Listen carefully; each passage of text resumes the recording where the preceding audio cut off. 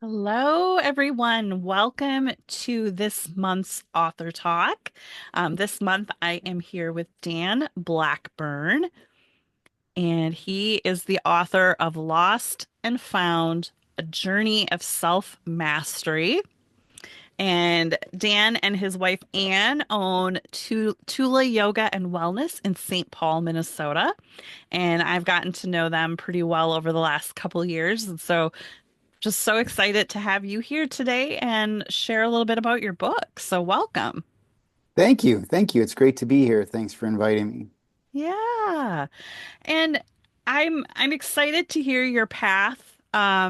Your book came out a year ago, right? Was it last year? It was almost two now. Yeah. Almost two. Hmm. Time flies. It does. It seriously feels like it was just last year at the yoga festival I got your book, but it must have been the Well, year before. I guess that technically would be 18 months. So yeah, we're right in the Yeah, middle. yeah, yeah. Time just sure often flies right by though. So Dan, tell us a little bit. First of all, let's just talk about, what is the concept of your book? What is your book about? Yeah. So one of the things I thought about, like as I was going through yoga therapy training, and it started to shift how I presented myself at work and my leadership skills um and what I was reading about with yoga is, there's a lot of philosophy, but there Yeah. wasn't really a whole lot of applied science, so to speak.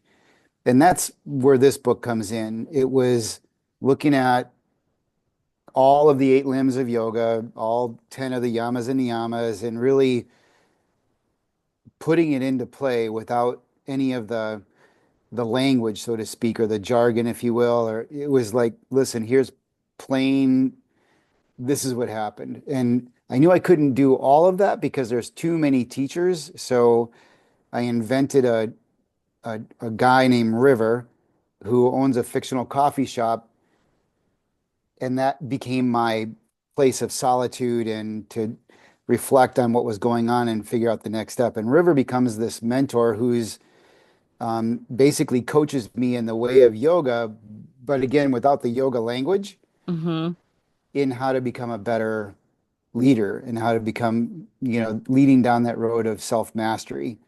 And by using the tools of yoga, including, and I even make fun of in the book, the physical asana, not wanting to do the stretchy, flexy thing, but, Yeah.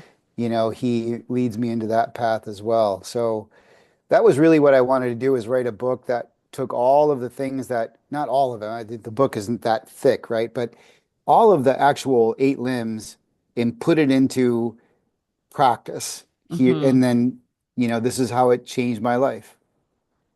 And I think,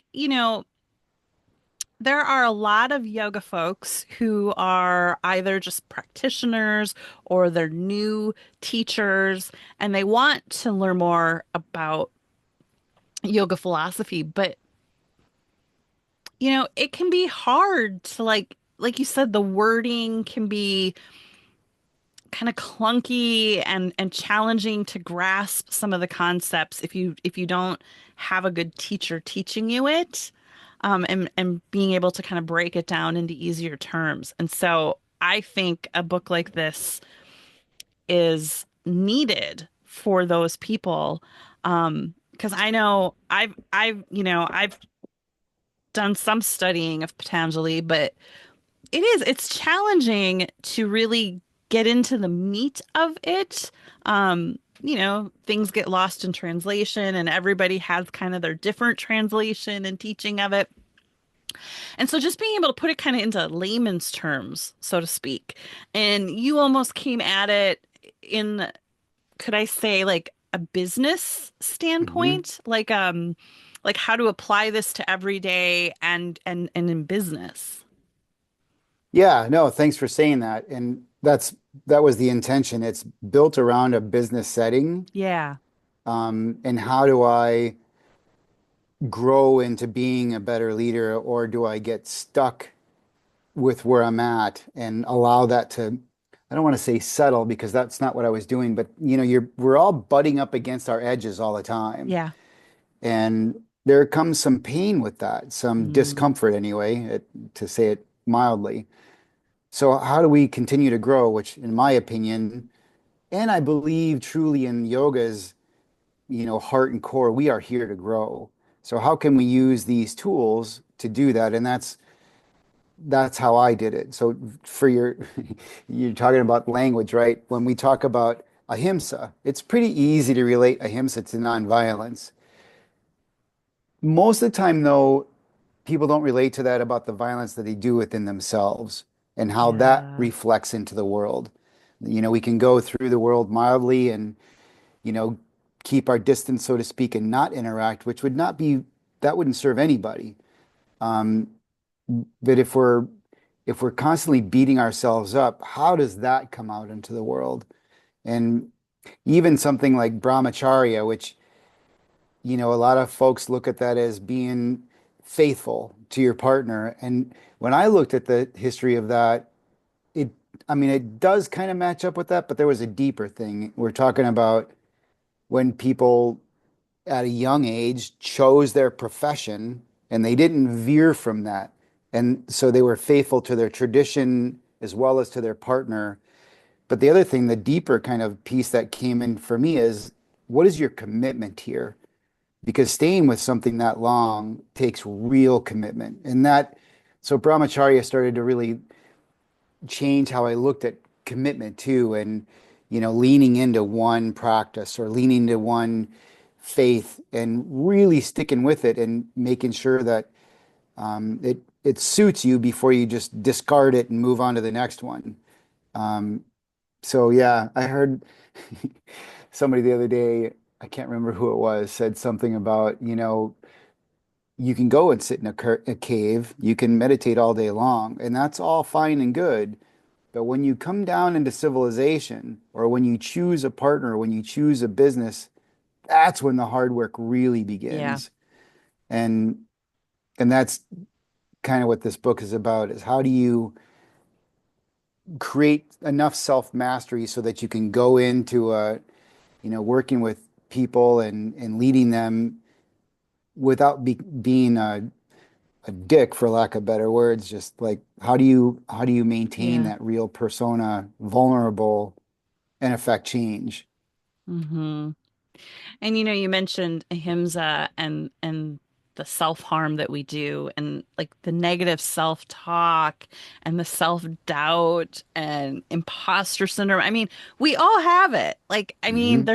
there's no way around it, but it's how do we acknowledge it and try to work through it. And I had my original yoga teacher way, way back in the day before I really knew I was just simply a practitioner. I went to yoga class. But she wrote a book about nonviolent communication. And I'm like, that is the strangest name of a book, right? And like, I couldn't relate to it. Like, I wasn't interested in it. And now that I've, come to understand the limbs and ahimsa, and like, I understand now where that name came from, but like, it didn't resonate. She had a hard time selling it because people couldn't resonate to it. And so, that just going back to what you've done here and kind of and I don't want to say retranslating it, reframing it into, analogies and words that resonate with us that we can understand. Because like only another yoga teacher who studied yoga philosophy is going to resonate with nonviolent communication, right? Right. Like, Yeah. Yeah. And there was a moment in time, and I write about it in the book, where I had to really think about who am I avoiding because I didn't either know how to or want to communicate. Like they had a message that I didn't really want to hear. mm, And so figuring out a way to not only recognize there's some blind spots here, yeah. but then to be brave enough, I guess, to dig in or dive in and ask questions and become kind of increase the breadth and width of the organization by including people. And even today, I find that I'll go through and there's some people that I really don't want to talk to, and then I have to ask myself why. And if I can't really find a really good answer, then I can ask questions, and go up to that person and talk to them. But that really came out of yoga. Like, what am I avoiding? And other people Yeah. might think about that as blind spots, and they were. Um, but I didn't recognize them until I was under the umbrella, right, of the eight limbs of yoga. Yeah. And kind of, sometimes it's that mirror too. Like, what are they mirroring that we don't want to see? Right. Yeah. Hmm. Yeah. So I had a lot of fun with the book. So, Dan, what was the process like? Like, take us back. Like, when did you start the book? Was it one of those things where you sat down and wrote the whole book? Or was it like you thought about it and you started it and stopped it and kept coming back to it? Like, what did that look like for you as an author? I love this He question. laughs. It's so I really had no intention of writing a book. Yeah, I I hear that had, a lot. yep, I had thoughts in my head about lots of different things, but nothing like what I actually wrote. And I ended up talking to a friend of mine who lives in Peru, and she said, "Hey, I'm in a book club." I'm like, "Okay, great. What are you reading?" She said, "No, I'm writing a book." I'm like, "Oh, well, that's Mm, really interesting. How does that work?" And she pointed to me to this group on the East Coast, and you join up. I think it's part of Boston University, and you I, you join this group, and they basically are kind of a peer group of people that are just writing. So they give you a weekly lesson, so you turn into a Zoom call. They check your word count, figure out what it is that you're trying to write, and if you have enough content, they'll start to give you a like an editor. mm, And you have a certain amount of months to go through this. And then if you have enough content at the end of that 6 months, you can go to the next step with them or go somewhere else. And for me, when I actually started writing, I was late. I didn't get to the class on time. But we were in Costa Rica in February, and I wrote my first words. And and it came out so fast. It was like I had more than enough words in 3 months that I got an editor, and then more than enough by June, I had enough to actually finish the book and write it, and or finish the book and edit it and get it published. And I chose not to go with that team because um, we knew another publisher who's on here, the River Place Press. We knew them, and rather than going somebody that I was going to pay to get their opinion, I wanted somebody more neutral and maybe more harder on me so I could get a sure. like. So I asked them, "Would you read this book? And if you think it's worth publishing, then let's go forward. And if you really think it's shit, then great, and I won't pay the money to go forward." And and they did, and they liked the book. There were some things they wanted to change, one of which was actually River's name, and I didn't want to do that. Mm, So, but that's really it. So from start to finish, it was February. I actually started writing the book. In October, it was printed, wow. and So like 8 months. 8 months. Yeah, it was really pretty fast. And I tell people that, and they're like, "You're kidding me." I'm like, "No, I mean it came out really fast. I wish the second book was coming out that fast, but it's it's taking its time." And it went through their editor. It went through three other editors plus myself, and I'm not exactly an editor, but Right. you're addicted to some kind of perfection if it's your baby, and Yeah. yeah, you know all about that. And behind every good writer is a great editor. Exactly. Yeah, Yep. They make and you a better writer. they did, and then there was the cover, which took some time to find, and because it really perfectly embodied the when I was talking to this imaginary person, River, but in real time, that was sitting at the campfire. That was the place where I awakened to the fact that, listen, if I continue to live like I'm living right now, I'm not going to be living much longer. And that was a pivotal part for me to shift, change, and start to think about things differently. Mm. And so I'm curious, so the publisher you went through, was it like a hybrid publisher? Yeah, Yeah, where it's kind of like 50-50. They do some of it, you do some of it. yeah, it was You have more creative control over it than traditional. absolutely. I mean, Yeah. yeah, I would recommend that if anybody is going down this route to really take your time and look at publishers, look at printers, and it's interesting what's out there. Um, and the everybody will tell you, doesn't matter who you talk to, getting into the big three publishing houses is kind of like it's probably not going to happen. Yeah. But that being said, you can go onto Amazon, Amazon Kindle, and you can get absolute crap published in a day. Yeah. And so unfortunately that Yep. happens.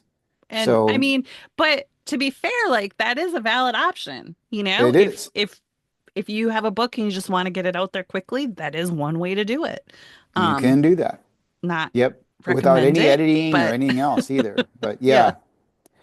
So it's funny. There's a rule, I think, on Amazon now that you can't self-publish more than 3 books a week. Interesting. Yeah. And you That I also are might be supposed wrong. to disclose if, if AI had any part of writing it and Yeah. Yep. yeah. Which I did not. I mean, this was around before I guess AI was Well, there, but to be fair, like Word is AI. Spell check is AI. I that's mean, true. Yeah. so I mean, like we have to kind of put it all in perspective in some ways. Like the software Grammarly, that's a very common software for authors, and Yeah. technically that's I considered didn't use AI. Grammarly. So, I did not use Grammarly. That might be a good yeah. thing to look into. Yeah. But yeah, it was fun. It was a lot of fun. I always when I lead my writing course, I always tell people like warning, it's addictive. Um because when I did my first book, I had zero intention of ever publishing another book, and now here I am coming out with my seventh book. So, you know, and it sounds like you have a second one in the Yeah. works. Yep, I do. And so this one is basically becoming a leader of self. The second one is going to be about becoming a leader of others. Mm, And it's very similar in its way of doing, writing. It's the all 8 limbs are involved, all 10 yamas and yamas, but it's taking a team through this process um, without all the language, right?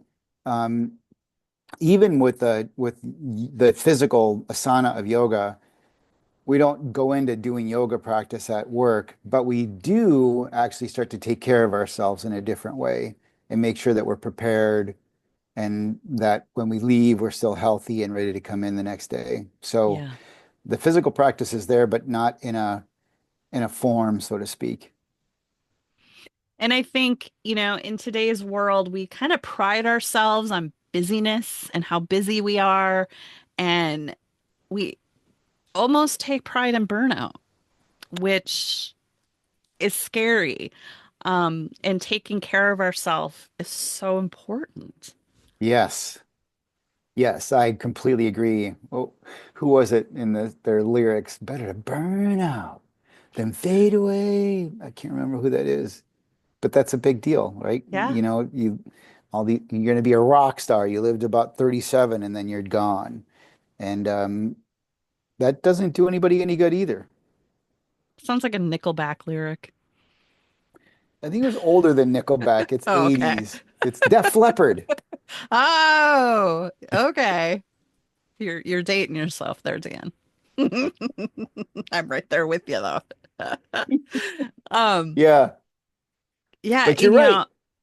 and the whole like, put your oxygen mask on before assisting others, right? Like it's so cliche, but like it's so true. Like, you know, you can't fill from an empty cup.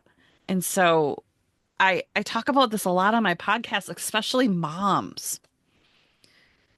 and how they get into this spiral of helping everybody else in the household and doing everything for everybody, but then they don't take the time, like they feel guilty taking the time for themselves to just go get a pedicure, right? So, Yeah, I agree. And I actually have a lot of respect for this is something I'm actually kind of butting up at right now with men because women have found that they have allies in trying to take care of themselves. There are partners and you know women's retreats are a pretty big deal and even the urban retreats that are one day just find some time to take care of themselves and they're much more comfortable with that than men are.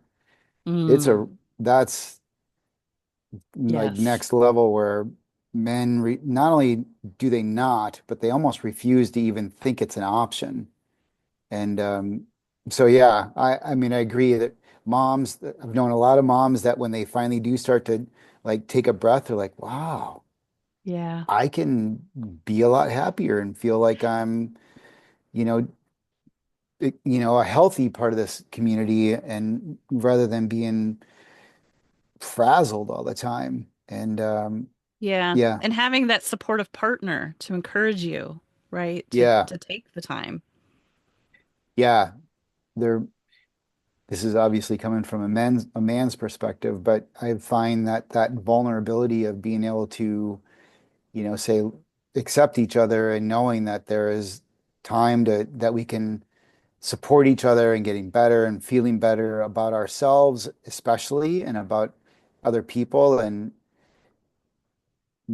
I think that's amazing. And I Mm, know Anne does a lot of women's retreats and they're great at supporting women. I'm going to do my first men's retreat in June. And it's been like almost pulling teeth. Obviously, I'm not pulling their teeth, but it's hard to get a man to sign up for like, hey, yeah. take some time to we can't even use the word retreat, right? You Mm. can't retreat. What are you But we calling it then? I'm calling it a restoration weekend, Ah, but I'm thinking it's gonna the next one, when I do the next one, it'll be much more about, well-being, that kind of thing. And we'll dig into the similar themes, obviously, but yeah, to your point, I'm getting way off track here, but to your point, there's that self-talk again. I'm not worth it, right? I need to mm-hmm. continue to do this. I need to continue to take care of others. I need to continue to literally give everything I've got and and more. So I go into deficit and that deficit gets paid, right? Your body is going to pay for it. Your mind is going to pay for it one way or the other. So how do we refuel, take those moments out of the day where we can 5 minutes, sit Yeah. down, make a cup of tea, let yourself breathe, tune in, let everything else tune out and just find some way to refuel. That Mm-hmm. that shouldn't be too much to ask. Yeah. Well, Dan, this has been such a great opportunity to get to know a little bit more about your book and everything you're up to.